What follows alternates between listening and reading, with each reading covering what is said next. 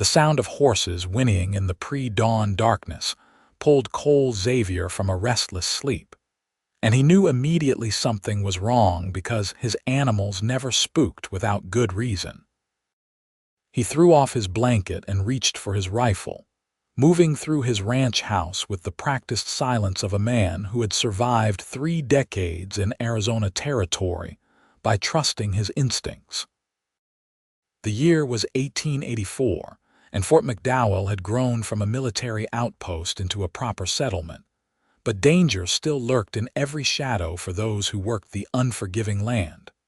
Cole moved across his property toward the barn, his boots crunching softly on the dusty ground.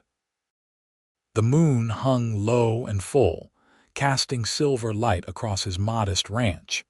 He had built this place with his own 2 hands after mustering out of the cavalry 6 years ago, and he would defend it with his life if necessary. The horses had quieted now, but something had disturbed them. He pushed open the barn door slowly, letting his eyes adjust to the deeper darkness within. Everything appeared normal at first glance. His 3 horses stood in their stalls, ears pricked forward but calm. The milk cow chewed her cud peacefully. Cole lowered his rifle slightly, wondering if perhaps a coyote had passed too close to the barn. Then he heard it, a soft sound that did not belong coming from above. Someone was breathing in his hayloft. He climbed the ladder with practiced ease, rifle ready but not raised. If someone meant him harm, they would have already made their move. As his head cleared the loft floor, he saw her, a woman curled in the hay, fast asleep despite the danger she had put herself in by trespassing. Her dress was torn and dusty, her dark blonde hair tangled with bits of straw. Even in sleep, her face bore the marks of exhaustion and fear. Dark circles under her eyes and a bruise along her jaw that made Cole's hands tighten on his rifle. He should wake her, demand to know what she was doing on his property. Instead, he found himself studying her gentle features, the way her hand curled beneath her cheek like a child seeking comfort. She looked to be in her early 20s, though hardship had a way of aging people out here. Her breathing was soft and even, the sleep of someone who had finally found safety after running for far too long. Cole made his decision. He climbed back down the ladder and returned to his house, bringing back a clean blanket and a pillow. He covered her carefully, trying not to wake her, and placed the pillow near her head. She stirred slightly, murmuring something he could not make out, but did not wake.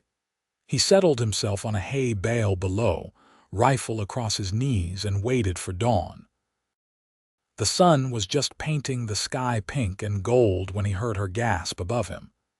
He stood slowly, making sure she could hear his boots on the floor so she would not be startled when he appeared at the ladder. "Morning," he called up, keeping his voice gentle.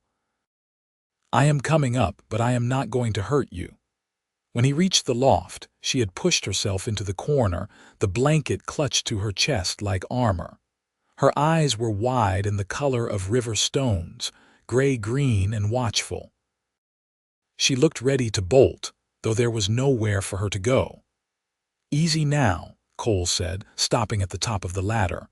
"You are on my property, but I am not angry about it. I just want to know if you are all right."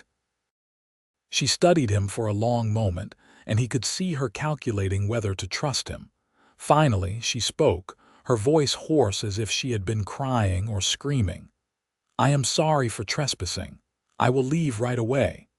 "That is not what I asked." Cole sat down on the loft floor, keeping distance between them. "Are you hurt? Are you running from someone?" Tears welled in her eyes, but she blinked them back. "I cannot tell you, it would only put you in danger." "Lady, I have faced down Apaches, outlaws, and a desert that tried to kill me more times than I can count.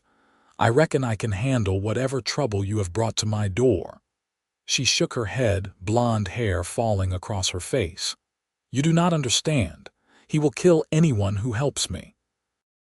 "I should not have stopped here. I should have kept going." Cole felt something protective stir in his chest at the fear in her voice. "Who will kill anyone who helps you, my husband?" The word came out like a curse. "Jacob Sutton. He owns half of Fort McDowell, and what he wants he gets. Including me." Cole knew the name. Jacob Sutton had arrived in the territory 2 years ago with money from back east and had bought up property and businesses with ruthless efficiency. He was a big man, handsome in a cold way, and he had a reputation for cruelty that most people tried to ignore because of his wealth and influence. "You are his wife?" Cole asked carefully. "His property, more like." The bitterness in her voice was sharp enough to cut. "I was foolish enough to marry him 6 months ago back in Santa Fe. He seemed charming at first, generous and kind, but after the wedding he changed. Or maybe he just stopped pretending to be someone he was not."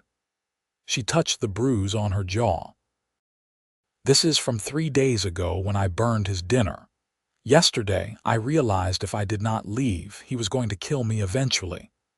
Cole felt anger building in his gut. He had no patience for men who hurt women. "What is your name?" "Olivia." "Olivia Sutton, though I wish I could throw that last name away like the prison it is." "Olivia," he repeated, liking the sound of it. "I am Cole Xavier.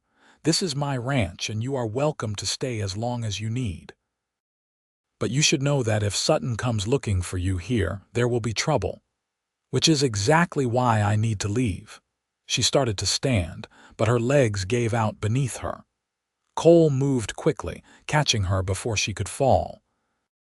She flinched at his touch, and he released her immediately, helping her sit back down instead. "When did you last eat?" he asked. Olivia looked away. 2 days ago, maybe.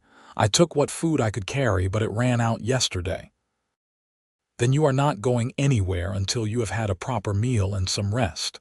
After that, if you still want to leave, I will not stop you, but I would ask you to reconsider." He met her eyes steadily. "I meant what I said. You are welcome here." She studied him again, that same calculating look, but this time he saw hope mixed with the caution. "Why would you help me?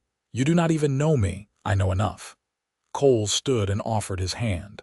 "Come on, let us get some breakfast into you." She hesitated, then took his hand. Her palm was small and rough against his, the hands of someone who had worked hard. He helped her down the ladder, supporting her when she swayed from hunger and exhaustion. In the morning light streaming through the barn door, he could see more clearly the toll her flight had taken.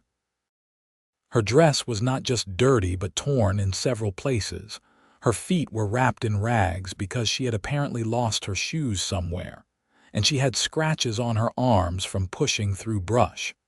Cole led her to his house, a simple 4-room structure he had built himself. It was not fancy, but it was solid and clean.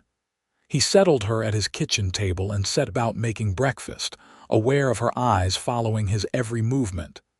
"You live here alone?" she asked. "Just me and the animals?" "I have a hired hand who comes by a few times a week to help with the heavier work, but mostly I manage on my own." "It must be lonely." Cole cracked eggs into his cast iron skillet. "Sometimes, but I like the quiet. After years in the cavalry with men packed together like sardines, having space to myself feels like luxury." He cooked quickly and efficiently, scrambling eggs with some wild onions he had gathered, frying thick slices of bacon, and warming leftover biscuits from the day before. When he set the plate in front of Olivia, she stared at it as if she could not quite believe it was real.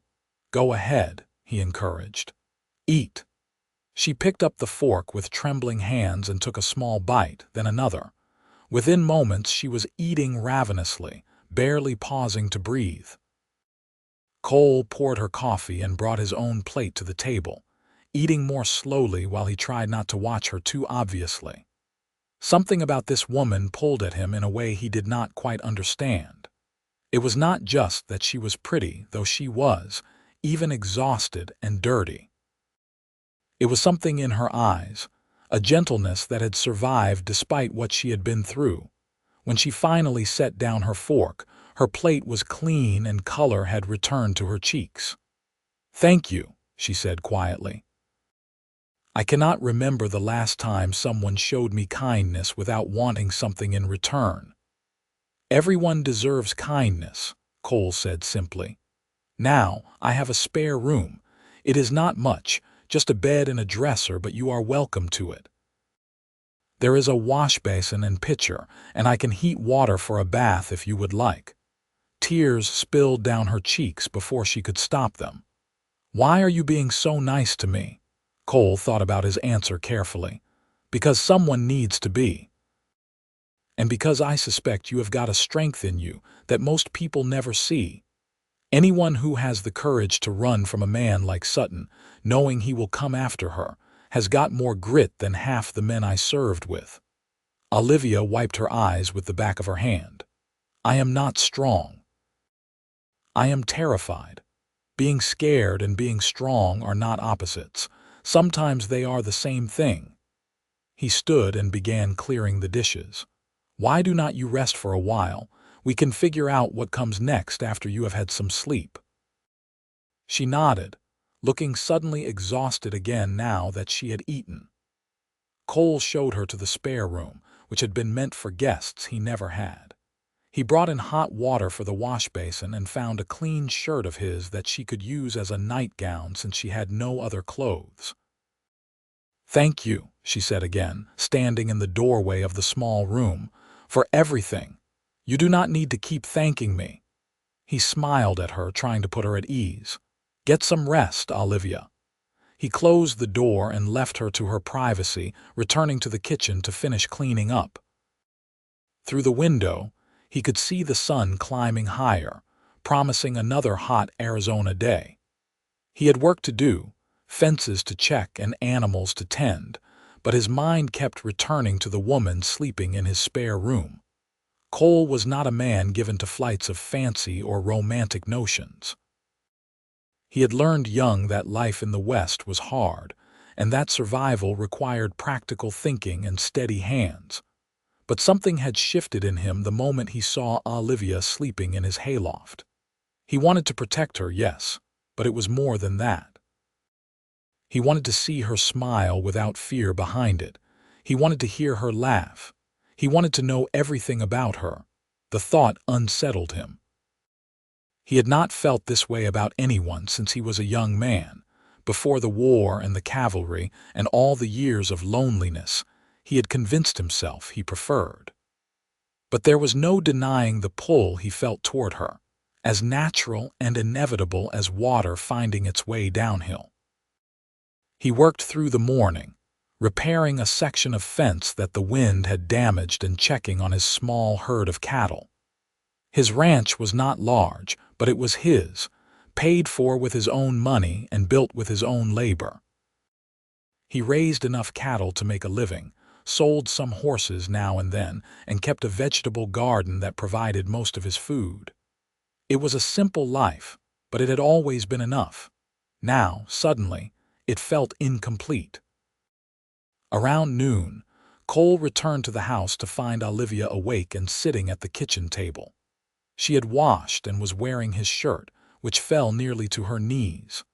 Her hair was still damp and hung in waves down her back. She looked younger now, without the layers of dirt and exhaustion, and he revised his estimate of her age to perhaps 22 or 23.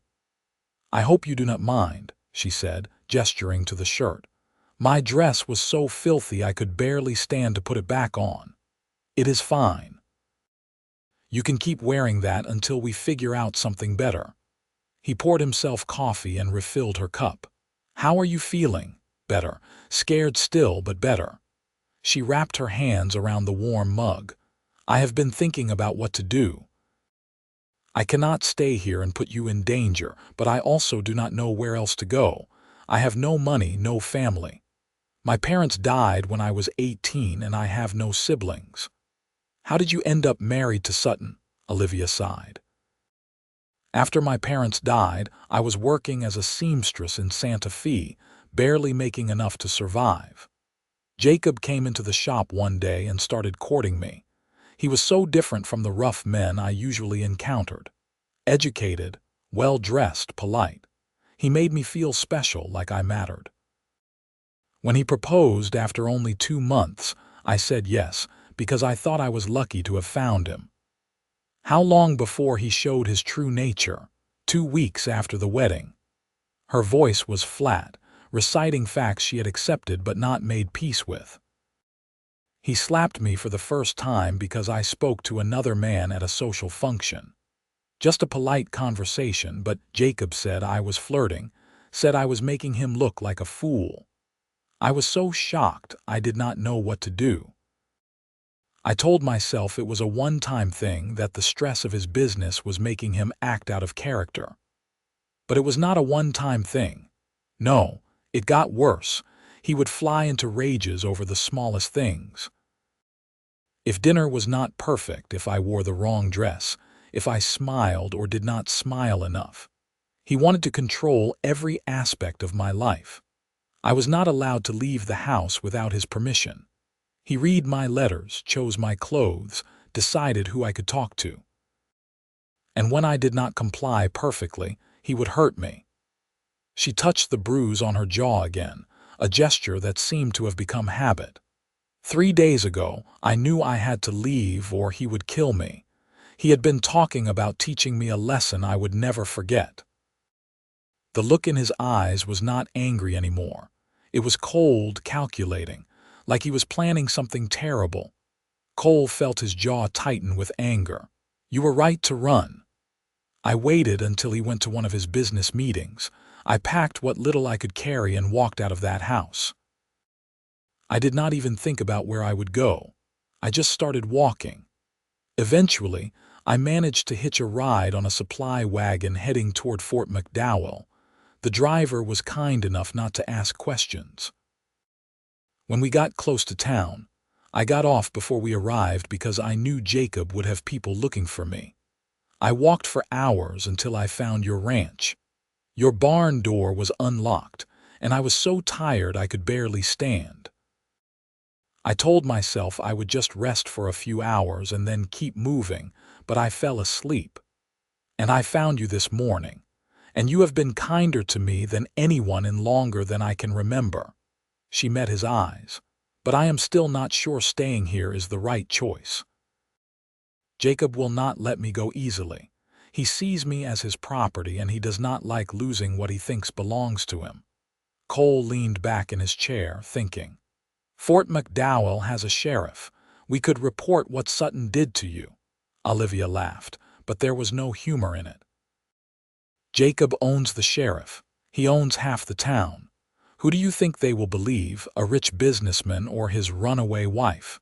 In the eyes of the law, I am his property. He has every right to take me back, and no one will stop him. She was right, and Cole knew it. In 1884 Arizona Territory, women had few rights, especially married women. A man could do almost anything to his wife without legal consequences, and a woman who ran away could be forcibly returned. Then we will have to make sure he does not find you here, Cole said. Olivia shook her head. You do not understand. Jacob does not give up. He will search everywhere, offer rewards, use his connections. Eventually, someone will tell him they saw me and he will come here. Let him come. This is my property and I decide who stays and who goes. He will hurt you, maybe kill you. Cole met her eyes steadily. He can try. The conviction in his voice seemed to surprise her. She studied him for a long moment and he could see her weighing her options. Finally, she nodded. All right, I will stay, at least for now. But if Jacob comes, promise me you will not do anything foolish. Promise me you will let me go with him if it means keeping you safe. I cannot promise that. Cole, please. Olivia, I found you this morning and I have known you for less than a day. But I can already tell you are someone worth protecting. I am not going to stand by and let a man like Sutton hurt you again. That is not who I am. She looked down at her coffee and he saw tears slip down her cheeks again. I do not understand why you care. Neither do I, to be honest, but I do." He reached across the table and took her hand gently. She did not pull away. "Let me help you, please." She nodded, unable to speak, and squeezed his hand in return. In that moment, Cole felt something settle into place inside him, a rightness he had not felt in years. This woman needed him, and he was going to do everything in his power to keep her safe. The next few days fell into a pattern. Cole went about his work on the ranch, and Olivia helped where she could. She insisted on earning her keep, despite his protests that she was a guest, not hired help. She cooked, cleaned, and tended the vegetable garden. She had a gentle way with the animals that impressed him. The horses, usually skittish around strangers, took to her immediately. She would stand at the fence and talk to them in a soft voice, and they would come to her, nuzzling her hands and nickering softly. "You have a gift with them," Cole said one afternoon, watching her brush down his favorite mare. "I always loved animals. When I was a girl, I wanted to have a ranch of my own someday." She smiled wistfully. "Funny how life never turns out the way you plan." "It is not too late," Cole said. "You are still young." "I am 23 and tied to a man I cannot escape. I think it might be too late for a lot of things." "You escaped him once. That took courage most people never have to find." Olivia was quiet for a moment, working the brush through the mare's coat in long, steady strokes. "My mother used to say that courage was not about not being afraid. It was about doing what needed to be done even when you were terrified." "Your mother sounds like she was a wise woman." "She was. I wish she was here now. She would know what to do." Cole moved closer, leaning against the fence beside her. "I think you already know what to do. You are just scared to admit it to yourself." "What is that?" "Stop running. Make a stand. Build the life you want instead of letting Sutton take it from you." "How can I do that when he owns me in the eyes of the law?" "The law is not everything. Out here, a lot of things matter more than what is written in some dusty book back east. What matters is what is right, and what is right is that you get to choose your own life." Olivia turned to face him, her eyes searching his. "You really believe that?" "I do." She reached out tentatively and touched his arm. "Thank you, Cole, for believing in me when I do not even believe in myself." The touch sent warmth through him, and he had to resist the urge to pull her close. They had known each other for less than a week, but already she had become important to him in a way that scared him a little. He was a solitary man by nature, used to relying only on himself. Opening his heart to someone else meant making himself vulnerable in ways he had avoided for years. But looking at Olivia, seeing the hope and fear warring in her eyes, he knew it was too late to protect himself. He was already falling for her, as surely as the sun rose each morning. On the 5th day, his hired hand, Miguel, arrived for his weekly work. Miguel was a young Mexican man, 25 years old, who had worked for Cole for the past 2 years. He was reliable, hardworking, and discreet. Cole trusted him, which was why he had not sent word to cancel his visit. Miguel's eyes widened when he saw Olivia hanging laundry in the yard. Cole had given her one of his old shirts and a pair of pants, belted tight and rolled up at the ankles, so she would have something practical to wear while they figured out how to get her proper clothes. "Boss, you got married and did not tell me?" Miguel asked with a grin. "No, nothing like that." "Miguel, this is Olivia. She is a friend who is staying with me for a while." "Olivia, this is Miguel. He helps me run the ranch." Olivia came over, wiping her hands on the shirt. "It is nice to meet you." Miguel tipped his hat politely, but Cole could see the questions in his eyes. Later, when Olivia had gone inside to start lunch, Miguel pulled Cole aside. "What is really going on, boss? That lady looks like she has been through hell."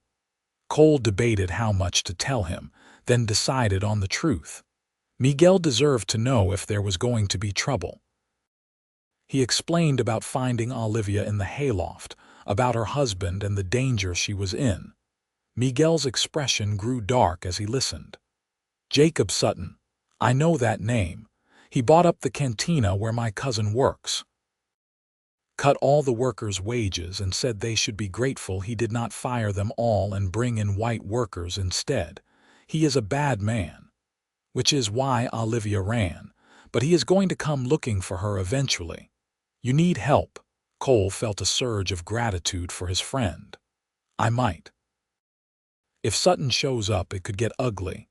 Then I will be here. You helped me when I needed work and had nowhere else to turn. I will not forget that. Miguel clasped Cole's shoulder. Besides, any man who beats women deserves whatever he gets. That night, Cole lay in bed staring at the ceiling, listening to the familiar sounds of his house settling around him. But tonight, there was something new, the soft sound of Olivia moving around in the next room. He could hear the creak of her bed frame as she settled in, the rustle of blankets. It was strange having another person in his home, but it was a good kind of strange.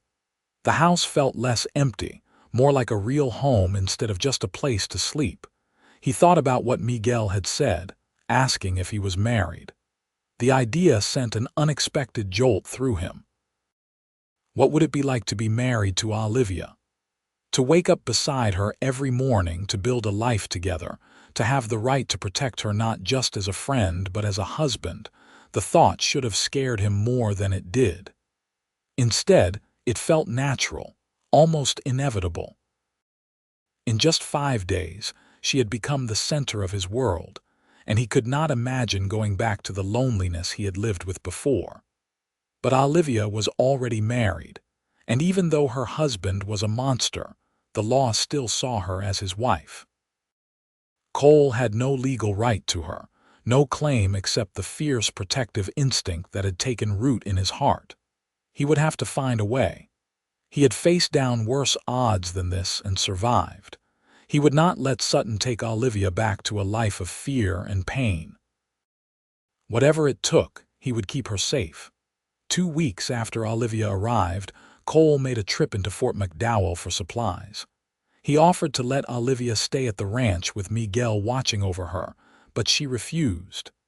If I am going to stop running, I need to stop hiding too, she said firmly. Besides, I need clothes that actually fit. Cole could not argue with that logic, though he was nervous about bringing her into town where someone might recognize her and report back to Sutton. He hitched up his wagon, helped Olivia climb onto the seat beside him, and they set off on the hour-long journey. Olivia was quiet during the ride, but he could see her taking everything in: the wide blue sky, the rugged desert landscape, the distant mountains purple in the morning light. She looked more peaceful than she had when he first found her, the shadows under her eyes fading, the tension slowly leaving her shoulders. "It is beautiful out here," she said finally. "Harsh, but beautiful. It grows on you," Cole agreed. "When I first arrived, I thought it was the most God-forsaken place I had ever seen. Nothing but rocks and dust and heat. But after a while, you start to see past all that. You see the life that manages to survive against all odds, the flowers that bloom after rain, the way the sunset turns everything gold. You realize the desert has its own kind of beauty, tougher and more stubborn than anything back east, but real." "That is how I feel about you," Olivia said softly. Cole turned to look at her in surprise. "What?" She was blushing but met his eyes steadily. "When I first saw you in the hayloft, I thought you looked harsh, weathered and stern. But the more I got to know you, the more I saw past that. I saw your kindness, your strength, your quiet humor. You are like this desert, Cole, beautiful in a way that lasts." Something warm and bright bloomed in Cole's chest. "Olivia, I need to tell you something." "What is it?" He took a breath, choosing his words carefully. "I know you have been through hell with Sutton, and the last thing you probably want to think about is another man. But I need you to know how I feel. These past 2 weeks Having you at the ranch, getting to know you, it has been the best time of my life. I wake up happy now, looking forward to seeing you at breakfast. I find myself thinking about you all day while I am working, and at night, knowing you are safe under my roof, it makes me feel like I am doing something that matters." Olivia's eyes had gone wide, and he saw tears gathering in them. "Cole, I do not know what to say." "You do not have to say anything. I just wanted you to know. I am falling for you, Olivia. Maybe I have already fallen. And I know the situation is complicated, but I do not care. When we figure out how to free you from Sutton, if you will have me, I would be honored to marry you.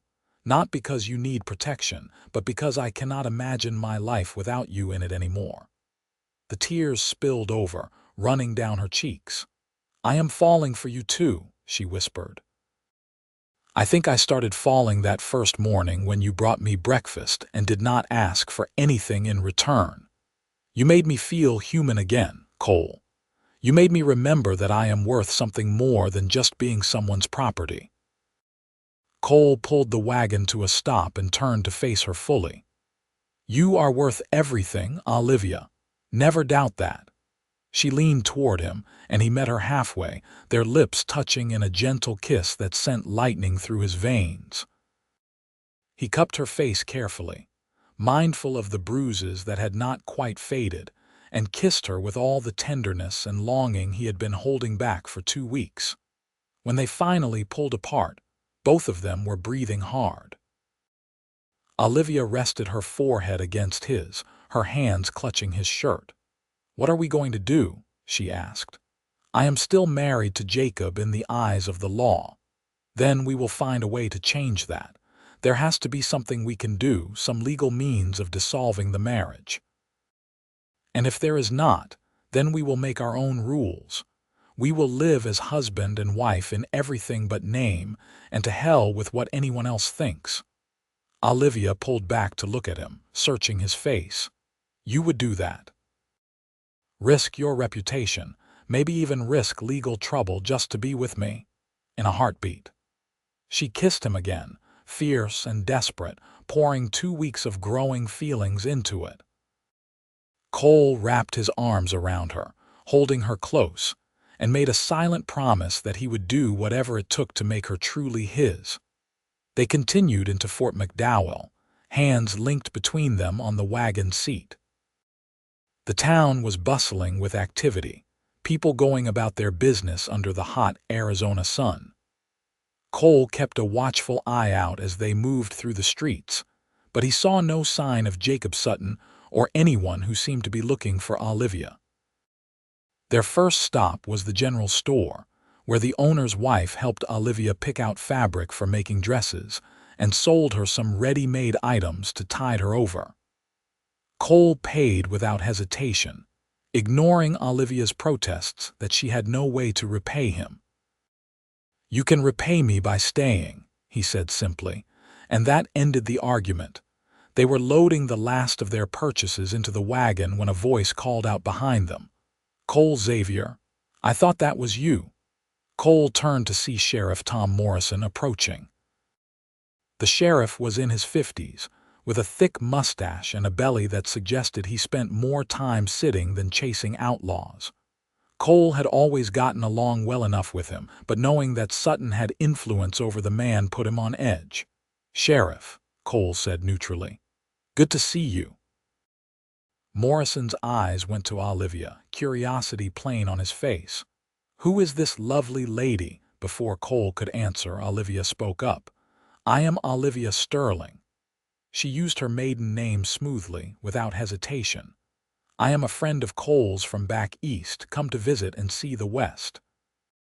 "Sterling," Morrison repeated, studying her face. "Any relation to the Sterlings of Santa Fe?" "No, sir. I am from farther east than that. Missouri originally." Morrison seemed satisfied with that answer. He chatted for a few more minutes about weather and cattle prices, then tipped his hat and went on his way. Cole let out a breath he had not realized he was holding. "That was close," Olivia murmured. "You handled it well, but we should get back to the ranch before our luck runs out.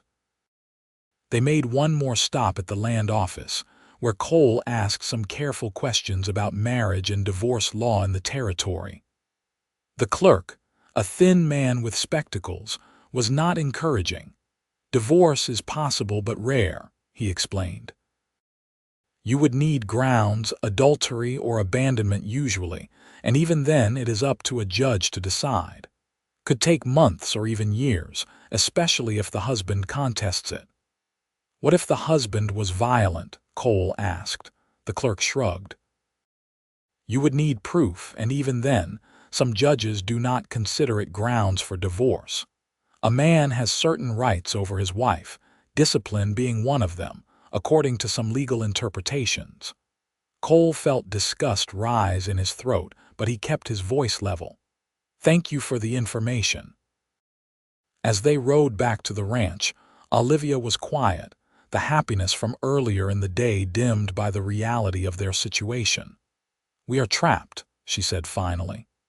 Even if we go to a judge, Jacob will fight it. He has money and influence, and I have nothing.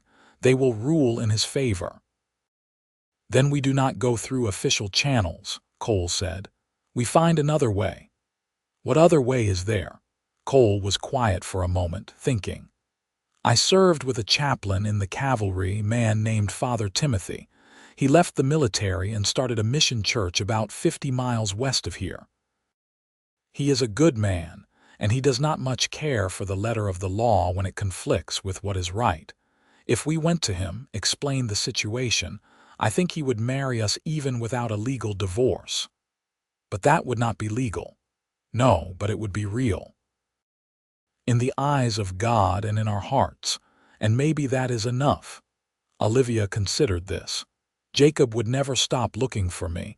He would see it as theft, me taking his property. Then we make sure he understands that you are not his property anymore. We make it clear that if he comes after you, he will have to go through me. I do not want you to get hurt because of me. Cole reached over and took her hand. Olivia, loving someone means being willing to fight for them. Let me fight for you. She squeezed his hand tightly, her eyes bright with tears again.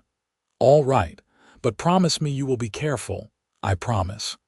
They spent the next few weeks preparing.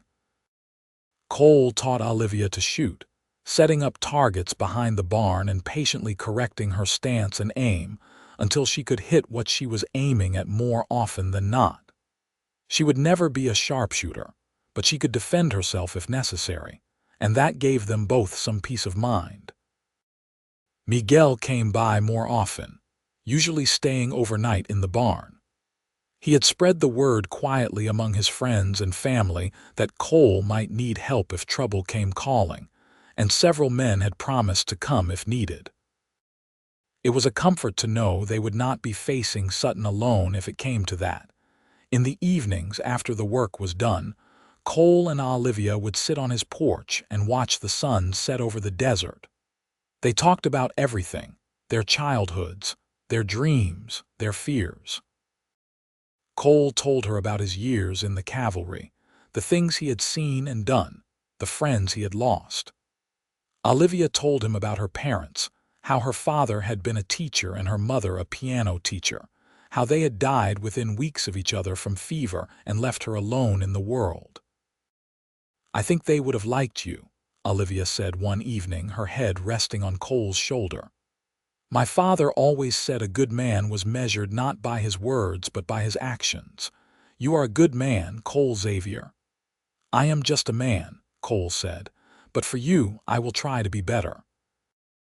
She tilted her face up to kiss him, and he responded eagerly, his arms tightening around her. Their kisses had grown bolder over the weeks, fueled by growing love and desire. But Cole was always careful not to push for more. Olivia had been hurt and controlled by her husband, and he would not add to that trauma by demanding things she was not ready to give. But one night, when the kiss deepened and her hands moved under his shirt, exploring the planes of his chest, he pulled back slightly. Olivia, are you sure? We do not have to do anything you are not ready for. I am sure, she said, her eyes dark with desire. I want to be close to you, Cole. I want to know what it is like to be with a man who actually cares about me. Please. He needed no further encouragement. He scooped her up in his arms and carried her inside to his bedroom, laying her gently on the bed. They undressed each other slowly, taking time to explore and touch, learning the landscape of each other's bodies. When they finally came together, it was with a tenderness and passion that left them both shaking. Afterward, Olivia lay in his arms, her head on his chest, and cried quietly. Cole held her, stroking her hair. "Did I hurt you?" he asked, concerned. "No," she said through her tears. "You made me feel cherished. I did not know it could be like that. With Jacob, it was just another way for him to control me, to take what he wanted without caring how I felt. But with you, it was beautiful." Cole kissed the top of her head. "It will always be beautiful with us. I will always care about how you feel." She looked up at him, her eyes shining. "I love you, Cole. I know it is fast and maybe it is crazy given everything that is happening, but I do. I love you." "I love you too," he said, the words coming easily because they were simply the truth. "I think I loved you from the moment I saw you sleeping in my hayloft." They made love again that night, slower and more exploratively, learning what brought each other pleasure. By the time they fell asleep tangled together, Cole knew with absolute certainty that this woman was his future, his partner, his love.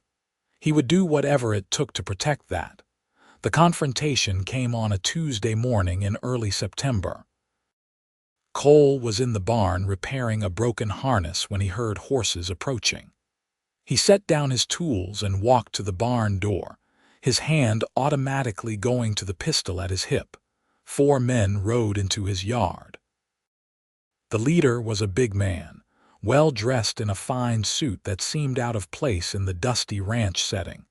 His face was handsome in a hard way, with cold blue eyes that swept the property like he owned it. Cole did not need to be told who this was. "Can I help you, gentlemen?" Cole called out, keeping his voice neutral. Jacob Sutton dismounted, his 3 companions following suit. They were hired muscle, clearly rough men with the look of those who made their living with violence. "I am looking for my wife," Sutton said. His voice was cultured, educated, which somehow made the menace in it worse. "I have reason to believe she is here." "I do not know what you are talking about." Sutton smiled, but it did not reach his eyes. "Do not play games with me, Xavier. I know Olivia is here. A woman matching her description was seen in Fort McDowell 3 weeks ago, riding in your wagon. She has been hiding on your property, and I am here to take her home. Even if your wife was here, which I am not saying she is, what makes you think she wants to go home with you?" "What she wants is irrelevant. She is my wife, which means she is my property under the law, and you, sir, are guilty of harboring a fugitive." Cole felt his jaw tighten. "A woman is not property no matter what the law says. That is where you are wrong. Now, are you going to bring her out, or are my men going to have to search your house?" "You are not searching anything. This is my property and you are not welcome here. I suggest you and your men get back on your horses and leave." Sutton's expression hardened. "I was hoping we could handle this like civilized men, but I can see you are going to be difficult. Boys, search the house." The 3 men started forward, but Cole drew his pistol, the movement smooth and fast. "I said you are not welcome here. The first man who touches my door gets a bullet." The men stopped, looking to Sutton for guidance. The businessman's face had gone red with anger. "You dare threaten me? Do you have any idea who I am? I own this town. I can have you arrested, I can ruin you, I can make your life hell. You can try." Cole kept his gun steady. "But you are not taking Olivia anywhere. She came here because you hurt her, because she feared for her life. I do not give a damn what the law says. No woman deserves to be treated the way you treated her. How I treat my wife is none of your concern." It is when she asks me for help." Behind him, Cole heard the barn door open. He did not turn around, did not take his eyes off Sutton and his men, but he knew Olivia had come out. He wanted to tell her to go back inside, to hide, but he knew she would not. "Jacob," Olivia said, her voice steady despite the fear Cole knew she must be feeling. "I am not coming back. You can threaten Cole all you want, but it will not change anything. I do not want to be your wife anymore." Sutton's attention snapped to her, and Cole saw rage twist his handsome features into something ugly. "You stupid girl. You think you can just walk away from me. You think some dirt-poor rancher can protect you. He already has protected me. More than that, he has shown me what a real man is supposed to be like. Someone kind and gentle, someone who sees me as a person instead of property. I would rather die than go back to you." "That can be arranged," Sutton said coldly. He gestured to his men. "Take her." The men moved forward again, and this time Cole fired, the shot kicking up dust at their feet. They froze. "Next one will not be a warning shot," Cole said. Sutton laughed, the sound harsh and mocking. "One man with one gun against 4 of us. You are not that good, Xavier." "Maybe not," Cole admitted, "but I am not alone." As if on cue, Miguel appeared from behind the barn, rifle in hand. A moment later, 3 more men emerged from various points around the property, all armed. Cole had sent word that morning that trouble might be coming, and his friends had responded. Sutton looked around, his expression darkening as he realized he was outgunned. "This is not over," he said, his voice shaking with rage. "I will have the law on you for this. You are harboring my property." "Go ahead and try," Cole said. "But I think you will find that out here we make our own justice. And our justice says that a man who beats women deserves what he gets. You are not welcome on my land. If you come back, it will be the last mistake you make." For a long moment, Sutton just stared at him, clearly weighing his options. Finally, he mounted his horse, his men following suit. "You have made a powerful enemy today," Sutton said. "I will destroy you for this." "I am shaking in my boots," Cole replied dryly. Sutton wheeled his horse around and galloped off, his men following. Cole kept his gun out until they were out of sight, then finally let himself relax. Olivia ran to him, and he caught her in his arms, holding her tightly. "It is all right," he murmured into her hair. "They are gone." "He will come back," she said, her voice muffled against his chest. "He meant what he said. He will use his influence to destroy you. Let him try." Cole pulled back to look at her face. "Olivia, I meant what I said. I am not letting him have you. Whatever it takes, whatever I have to do, you are staying with me." Miguel and the other men gathered around them. "We will keep watch tonight," Miguel said, "just in case he tries to come back with more men."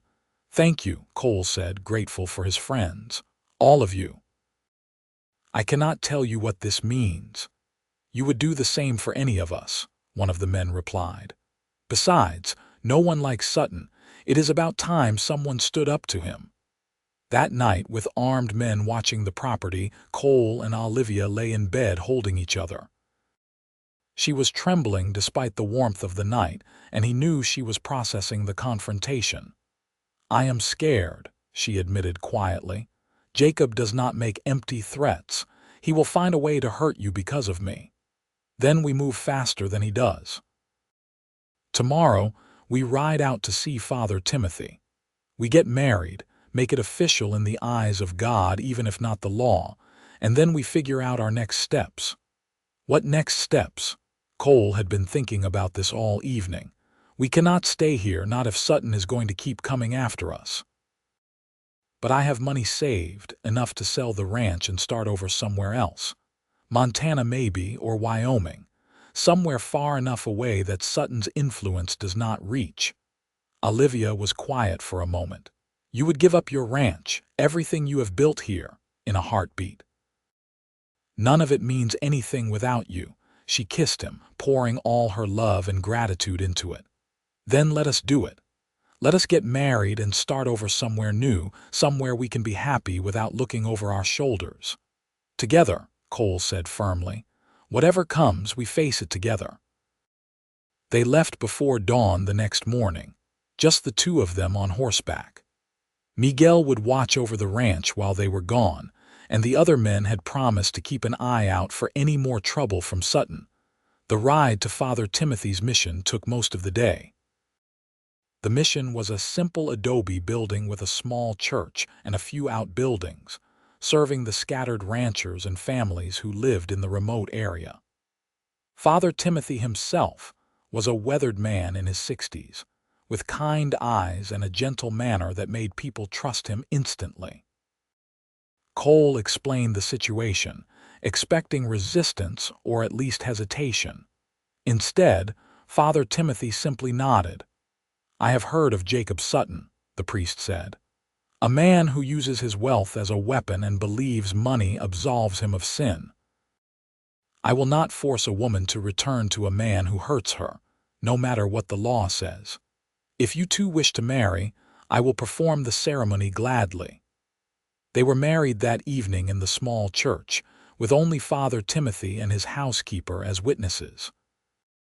Olivia wore one of the dresses she had made from the fabric Cole bought her, simple blue cotton that brought out the color of her eyes. Cole wore his best shirt and had shaved carefully that morning. They spoke their vows by candlelight, their voices steady and sure. "Do you, Cole Xavier, take Olivia to be your wife, to love and cherish, to protect and honor, for as long as you both shall live?" "I do," Cole said, looking into Olivia's eyes. "And do you, Olivia Sterling, take Cole to be your husband, to love and cherish, to stand beside in joy and sorrow, for as long as you both shall live?" "I do," Olivia said, smiling through happy tears. "Then by the power vested in me, and in the sight of God, I pronounce you husband and wife. Cole, you may kiss your bride." Cole cupped Olivia's face gently and kissed her, feeling joy and rightness flow through him. This was his wife, his partner, his love. Whatever challenges lay ahead, they would face them together. Father Timothy gave them his blessing and a marriage certificate that would not be recognized by the territory's courts, but that they treasured nonetheless. They spent the night at the mission, then began the journey back to the ranch the next morning. They were an hour from home when they saw the smoke. Cole's heart sank as he realized what it meant. He kicked his horse into a gallop, Olivia right behind him. When they crested the final hill and saw his property, his worst fears were confirmed. The barn was gone, burned to the ground. His house had been torched as well, though the adobe walls still stood. His cattle had been scattered or stolen, and his horses were nowhere to be seen. The destruction was total and deliberate. Miguel came limping out of the ruins when he heard them arrive. He had a bloody bandage wrapped around his head and one arm in a makeshift sling. "I am sorry, boss," he said, his voice thick with pain and grief. "They came last night, a dozen men at least. We tried to fight them off, but there were too many. They burned everything. Are you all right?" "What about the other men?" "Juan took a bullet to the leg, but he will live. The rest of us have cuts and bruises, but nothing serious. They wanted the property destroyed, not us dead." Miguel's expression was grim.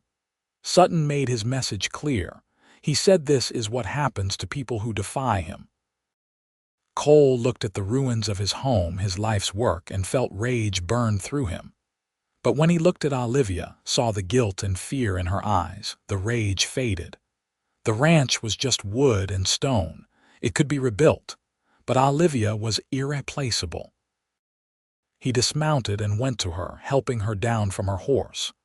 "It is all right," he said, even though it was not. "This is my fault," she said, tears streaming down her face. "He did this because of me. He did this because he is a cruel man who cannot stand to lose. That is on him, not you. But your ranch, everything you worked for, can be rebuilt, Or we can leave and start fresh somewhere else like we talked about. Either way, I have got what matters most." He took her hands in his. "I have got you." Miguel cleared his throat. "There is more, boss.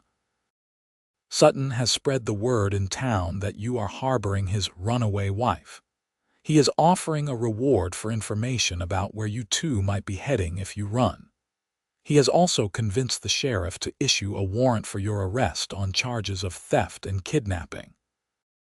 Cole was not surprised, but the news still stung.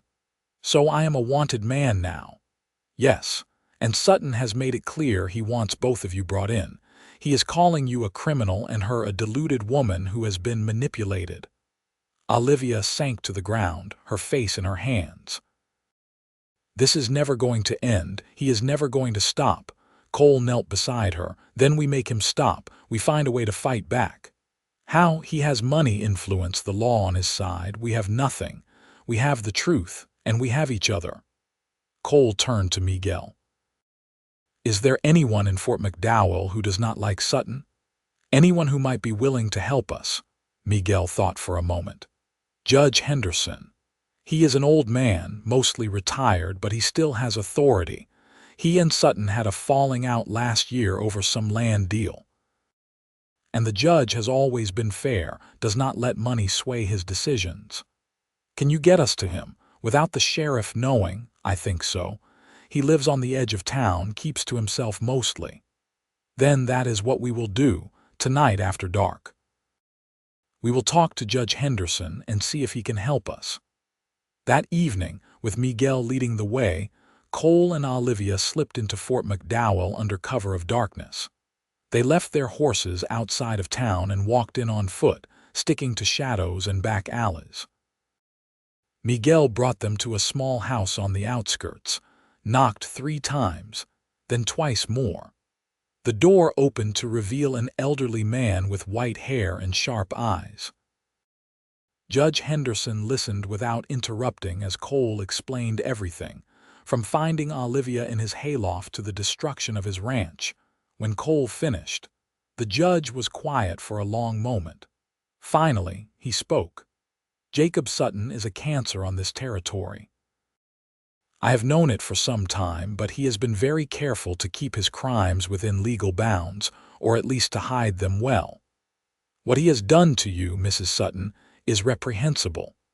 But unfortunately, under current law, he has not technically committed a crime.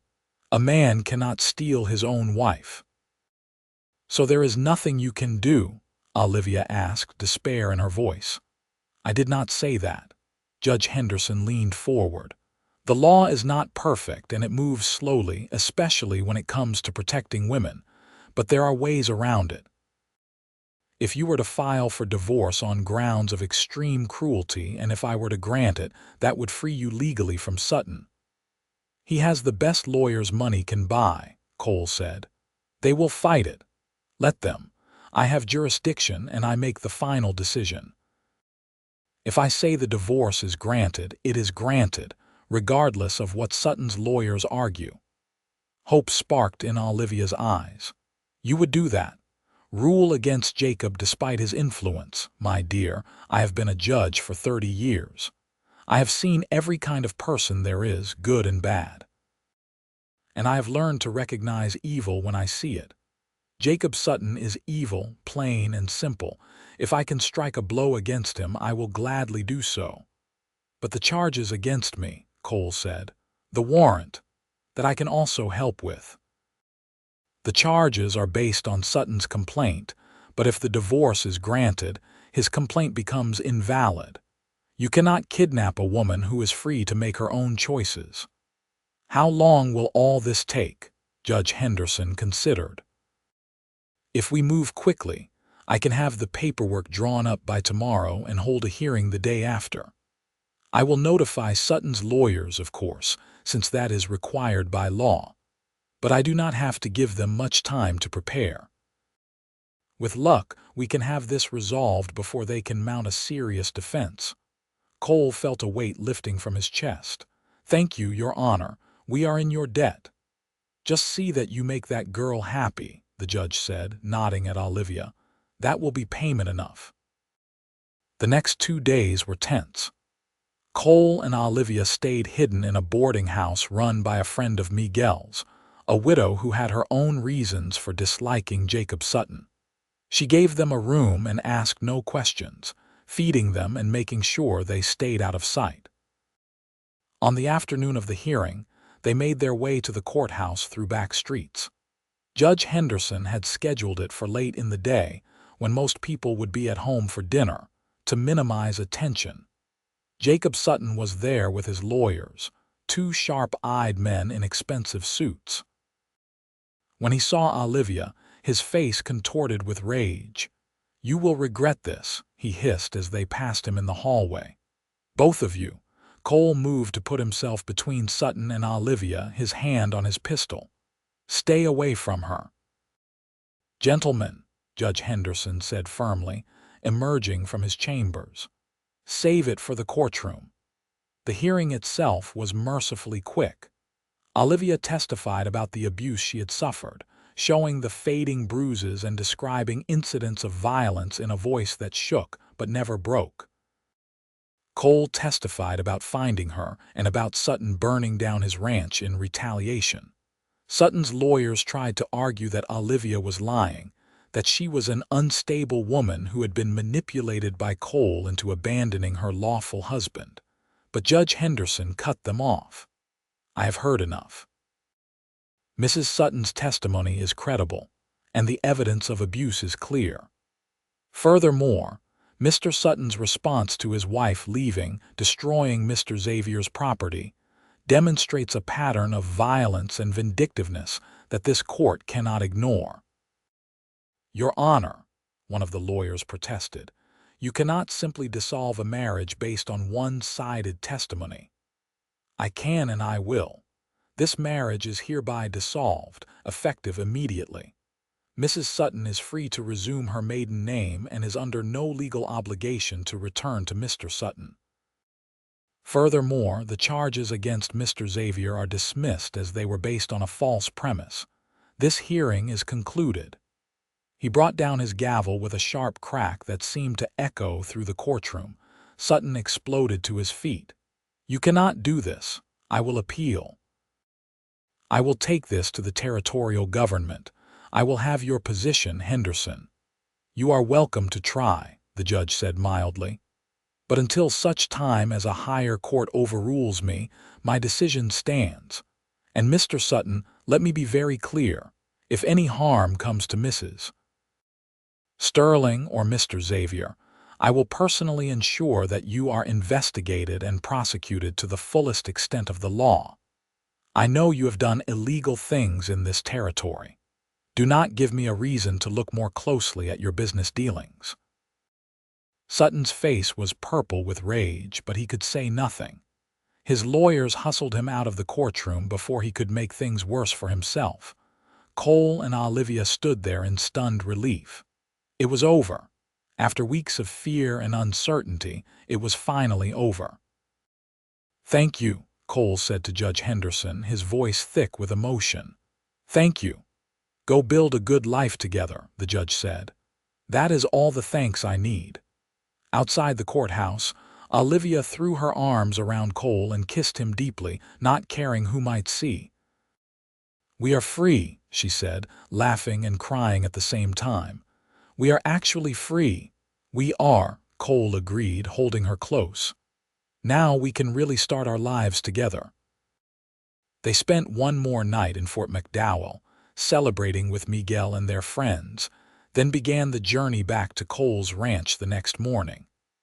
The property was still a ruin, but with the legal troubles behind them, Cole could focus on rebuilding. Over the next several months, with help from Miguel and friends from town, they cleared the debris and began construction on a new house. This one was bigger than the first, with a proper bedroom for them and a couple of extra rooms for guests or, someday, children. Olivia worked alongside Cole every day, hauling lumber and mixing mortar, painting and planting. She had a vision for what their home could be, and she threw herself into making it real. By the time winter arrived, They had a solid roof over their heads and walls that would keep out the cold. They celebrated Christmas in their new home, just the two of them, sitting by the fire and talking about their plans for the future. "I want children," Olivia said suddenly. "At least 3, maybe 4, Cole smiled. "That many, I always wanted a big family. When I was a girl, I used to imagine a house full of children, all running around and playing. I want that, Cole, I want it with you. Then that is what we will have." He kissed her forehead. "We will fill this house with children and love and laughter." "And horses," Olivia added. "I want lots of horses. We can breed them, sell them, build the ranch into something really successful. Horses, children, success. That is quite a list. We have time," she said, snuggling closer to him. "We have the rest of our lives." Spring brought new life to the ranch. Cole bought new cattle and horses, rebuilding his herd. Olivia planted a large garden and started chickens. They were prospering again, slowly but surely. In June, Olivia told Cole she was pregnant. He was so happy he literally picked her up and spun her around until she was laughing and begging him to put her down. "We are going to be parents," he said, wonder in his voice. "We are," she confirmed, touching her still flat stomach. "In about 7 months." He knelt down and pressed his ear to her belly, as if he could hear the baby already. "Hello in there. This is your papa. I cannot wait to meet you." Olivia ran her fingers through his hair, overcome with love for this man who had saved her and made her believe in happiness again. The pregnancy was easy, and Olivia worked almost until the day she went into labor. On a cold February morning, with a midwife from town helping and Cole hovering anxiously outside, she gave birth to a healthy baby boy.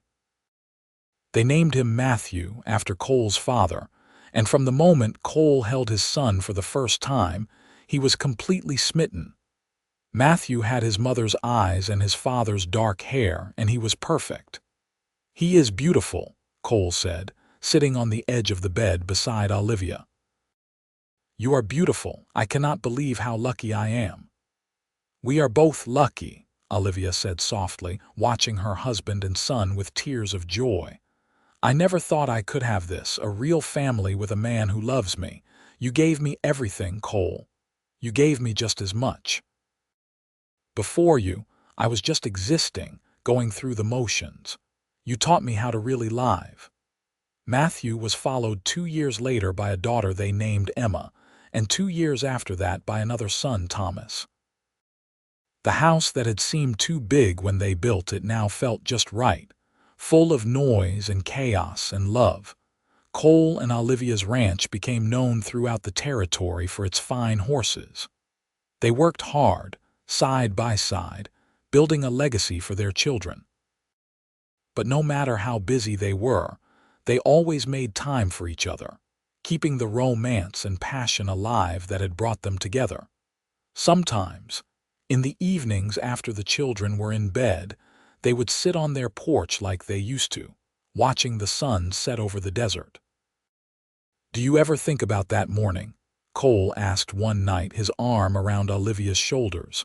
"When I found you in the hayloft, all the time," she said. "I think about how scared I was, how hopeless I felt, and then you came along and changed everything. You changed everything for me too. Before you, I did not know what I was missing.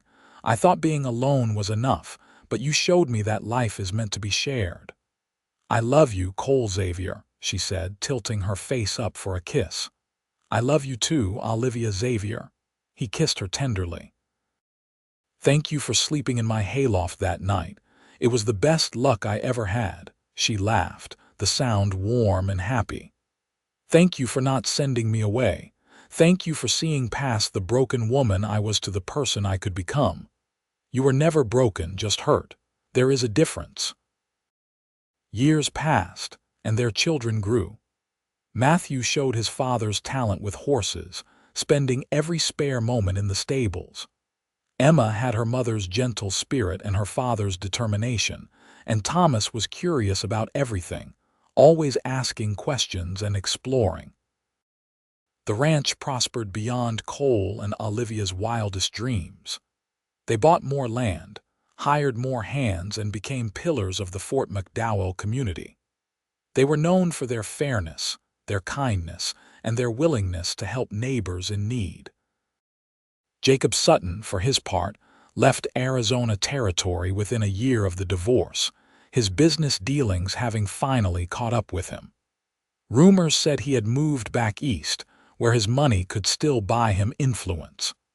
Cole and Olivia never heard from him again, and they were glad of it. Judge Henderson remained a friend until his death at the age of 82. He loved to visit the ranch and watch the children play, and he always said that granting Olivia's divorce was one of the best decisions he had ever made as a judge. Miguel became foreman of the ranch and eventually married a woman from town. They built a house on the property and raised their own family there, their children growing up alongside Cole and Olivia's. As Cole and Olivia grew older, they never lost the deep love and respect they had for each other. They would still hold hands while walking through town, still kiss like newlyweds when they thought no one was watching. Their children, and later their grandchildren, grew up understanding what true love looked like because they saw it every day in their parents. On their 25th wedding anniversary, the whole community came together for a celebration at the ranch. There was music and dancing, food and laughter. Cole and Olivia danced together under the stars, and he pulled her close. 25 years, he marveled. It feels like both forever and no time at all. I would do it all again, Olivia said. Every moment, good and bad, led us here. I would not change a thing. Even that morning in the hayloft when you were terrified and running for your life. Especially that morning. Because that is when I found you. That is when my real life began. He kissed her, and around them, their children and grandchildren cheered.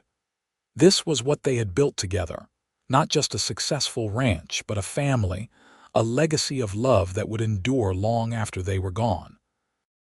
As the party continued into the night, Cole looked around at everything they had created and felt a profound sense of gratitude. He thought back to that morning when he climbed into his hayloft and found a scared woman sleeping in the hay. He had not known then that he was finding his future, his partner, his great love. But life had a way of surprising you, bringing you exactly what you needed when you least expected it.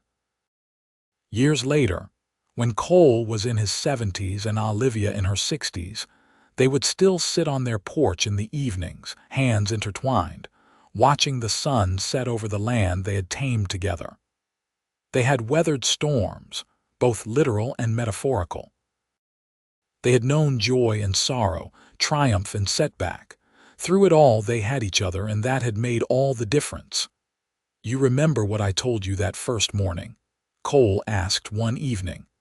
When I found you in the hayloft, Olivia smiled, the wrinkles around her eyes deepening.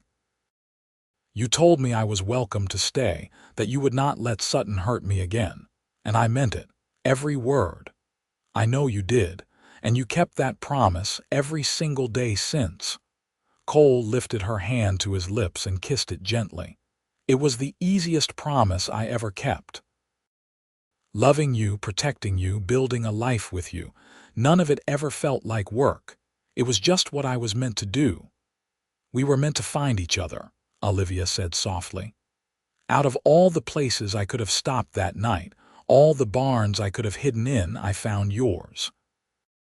That was not coincidence. That was fate. Then I am grateful for fate, and I am grateful for your courage in running and taking that chance even though you were terrified. You saved yourself, Olivia. I just gave you a safe place to land. You gave me everything, she corrected. A home, a family, a love I never thought I would find. You gave me myself back. They sat in comfortable silence as the sky turned from gold to pink to deep purple. Inside the house, they could hear their daughter Emma helping her own children get ready for bed. Matthew and his wife lived nearby with their 4 children, and Thomas, now a doctor in Fort McDowell, came to visit every Sunday with his family. The ranch that Cole had built alone now sprawled across several hundred acres, run by their children and grandchildren with the same care and love that Cole and Olivia had always shown. The horses they bred were famous throughout the territory, sought after by ranchers and cavalry officers alike. But more than the material success, Cole and Olivia had built something even more valuable. A family bound by love, respect, and the knowledge that home was not a place, but the people you shared it with. As the stars began to appear in the darkening sky, Cole stood and offered Olivia his hand. "Shall we go inside, Mrs. Xavier?" She took his hand, her grip still strong despite her age. "Lead the way, Mr. Xavier." They walked into their home together, just as they had done everything for the past 25 years, together. And that was exactly how they would face whatever years remained to them, side by side, hand in hand. 2 souls who had found each other against all odds and had chosen each other every day since. The story of the rancher who found a woman sleeping in his hayloft became something of a legend in Fort McDowell. People would tell it to their children and grandchildren, a story about courage and kindness, about standing up for what was right even when it was dangerous, about the transformative power of love. But for Cole and Olivia, it was simply their life. Not a legend or a fairy tale, but a real story about 2 real people who had been given a second chance at happiness, and had seized it with both hands. They had faced down a cruel man, rebuilt from ruins, and created a love that would last beyond their lifetimes. And every night before they went to sleep, Cole would kiss Olivia and whisper the same words he had said on their wedding day. "I love you, now and always." And she would respond, as she always did, "And I love you today and all my tomorrows." Because that was the truth at the heart of their story.